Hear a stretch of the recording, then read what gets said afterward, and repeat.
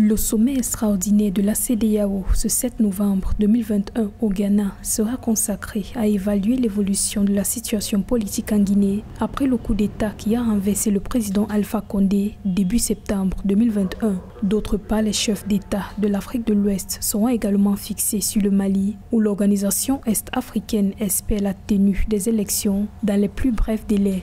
Ce sommet virtuel de la CEDEAO va beaucoup plus se pencher sur les nouvelles recommandations et sur des nouvelles propositions devant aboutir à une transition apaisée, parce que au regard du dernier discours des chefs d'État, surtout de la dernière visite du président de la commission de la CEDEAO en Guinée, la CEDEAO a donné l'impression qu'elle était désormais prête à travailler avec la junte au pouvoir en Guinée, et ça, c'est suite à la publication de la charte de la transition, la mise en place d'un gouvernement quasiment civil, des avancées majeures ont été enregistrées. Il y a cet espoir de retrouvailles, il y a cet espoir d'ouverture, il y a cet espoir de dialogue qui pourrait naître entre la CEDEAO et ces deux juntes à la tête des deux pays respectifs. Et il y a cette possibilité d'aller vers un assouplissement des sanctions, peut-être même la modération du discours. Il y aura beaucoup plus d'engagement, d'accompagnement des deux pays qui ont quand même réussi à prouver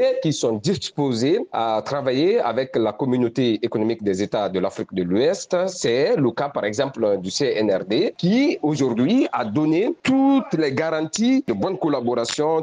Autre enjeu de ce sommet de la CEDEAO, l'évolution sociopolitique de la transition, tout d'abord en Guinée, avec l'avenir du président déchu Alpha Condé, toujours aux mains des putschistes. La séance va également discuter de l'état de la transition au Mali, alors que les tensions se sont récemment accentuées entre la CEDEAO et la junte militaire suite à l'expulsion du représentant de la CEDEAO à Bamako par l'exécutif malien. Le premier des enjeux, c'est un enjeu politique dans la mesure où la finalité recherchée à travers la CEDEAO, c'est passer de la CEDEAO des gouvernements à la CEDEAO des peuples. Je pense que les intérêts des peuples vont primer sur les intérêts des gouvernements. Le second enjeu est d'ordre sécuritaire, les enjeux des peuples, leur sécurité, leur protection. Nous prions que la CEDEAO puisse s'inscrire dans l'accompagnement intelligent de ces deux pays qui sont aujourd'hui dans des difficultés.